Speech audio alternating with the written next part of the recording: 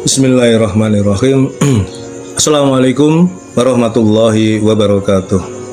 Alhamdulillahirabbil alamin. Wassalatu wassalamu asrofil anbiya wal mursalin Sayyidina Muhammadin wa ala alihi washabihi ajma'in.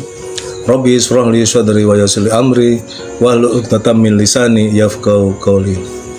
Halo teman-teman sekalian, apa kabar? Alhamdulillah. Kita berjumpa lagi dalam keadaan sehat walafiat ya, meskipun saya masih sedikit batuk begitu ya. Suara saya tidak optimal. Yang penting jangan pernah lupa untuk selalu bersyukur kepada Allah Subhanahu wa taala atas segala limpahan karunia yang diberikan kepada kita yang begitu banyak dan mustahil kita bisa menghitungnya. Di antaranya adalah nikmat atau karunia kesehatan, nikmat kesempatan, nikmat umur panjang yang barokah, dan tentu nikmat dan karunia yang paling agung adalah nikmat dan karunia iman dan Islam. Karena dengan keduanya itulah kita akan selamat fid dunya wal akhirah. Sholawat serta salam semoga senantiasa dilimpahkan kepada uswatun hasanah kita, baginda Rasulullah Muhammad sallallahu alaihi wasallam beserta keluarganya, para sahabatnya, dan semua pengikutnya, termasuk kita yang mengharapkan syafaat beliau kelak di yaumil qiyamah. Teman-teman sekalian, pada kesempatan pagi ini ya, ini jam 5:05 ini sudah selesai sholat subuh, sudah melakukan beberapa aktivitas, mungkin juga di antara kalian membaca Al-Quran. Maka pada kesempatan yang baik ini saya memanfaatkan untuk lagi-lagi wa tawassaw bil haq wa tawassaw bis sabr, saling menasihati dalam kebenaran dan saling menasihati dalam kesabaran.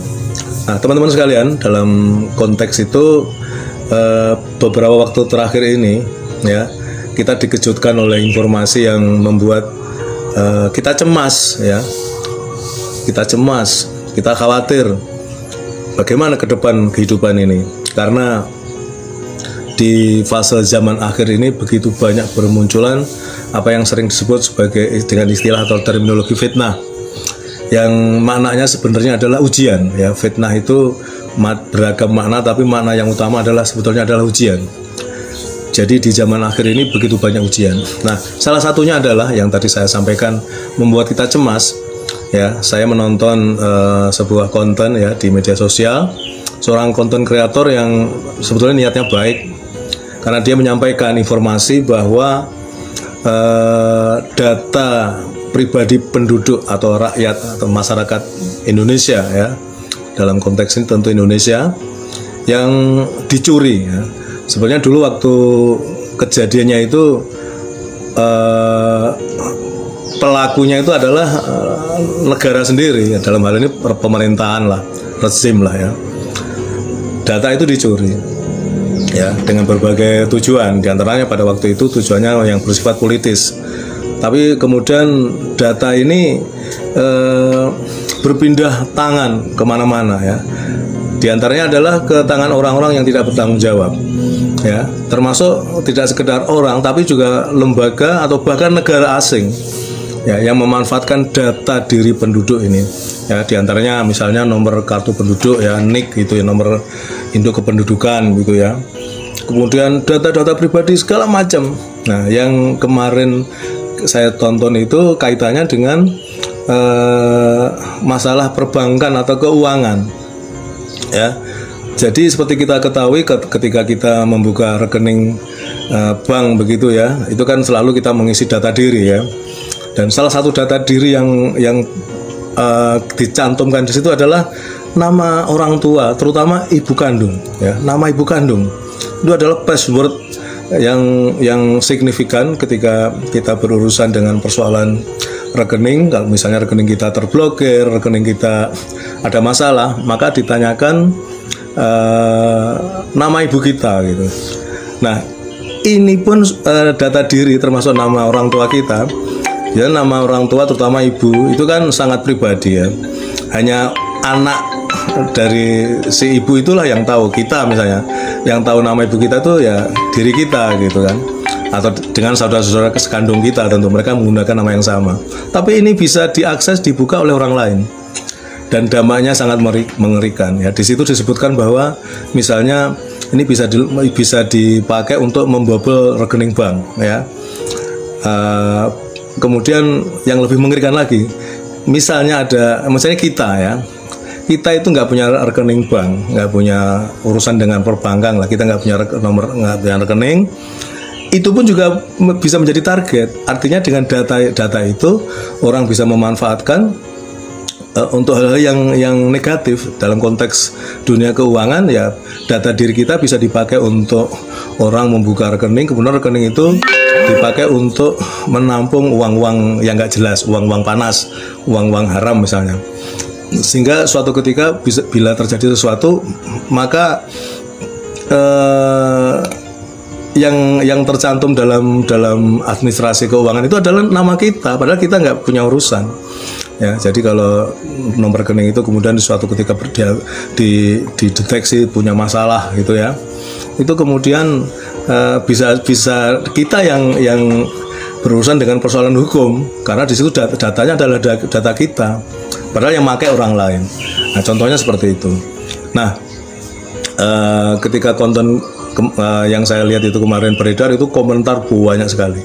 Mayoritas itu ya yang Muslim ya beristighfar, astagfirullahaladzim, ya Allah bagaimana ini, segala macam. Dengan segala komentar yang hampir semuanya takut ya kalau itu terjadi pada dirinya. Tapi ada salah satu komentar yang menurut saya bagus ya.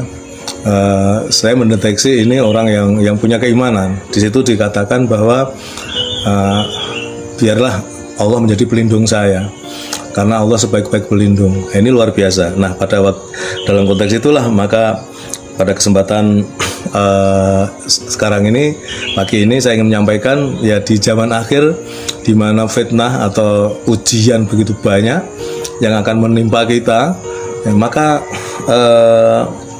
perbanyaklah kita membaca dzikir, khususnya adalah hasbunallah wa ni'mal wakil, ya, cukuplah Allah sebagai pelindung kami, nikmal maula wa ni'mal nasir, karena Allah lah sebaik-baik pelindung bagi kita. Nah, teman-teman, jadi dzikir ini pada masa Rasulullah itu disampaikan ya, karena terkait dengan suatu peristiwa ya, yang diabadikan dalam firman Allah di surat Ali Imran ya, ayat 173 ya. A'udzubillahi minasyaitonir rajim. Alladzina qala lahumun nasu innan nasa qad jama'u lakum fahsawhum fazadahum imana wa qalu hasbunallahu wa ni'mal wakil. Yaitu orang-orang yang menaati Allah dan Rasul ya, keimanan menaati Allah dan Rasul, yang ketika ada orang-orang mengatakan kepadanya, orang-orang Quraisy telah mengumpulkan pasukan untuk menyerang kamu, karena itu takutlah kepada mereka. Ternyata ucapan itu menambah kuat iman mereka, dan mereka menjawab, cukuplah Allah menjadi penolong bagi kami, dan Dia sebaik-baik pelindung ya. Nah, ini konteksnya pada waktu Rasulullah menghadapi suatu peperangan ya.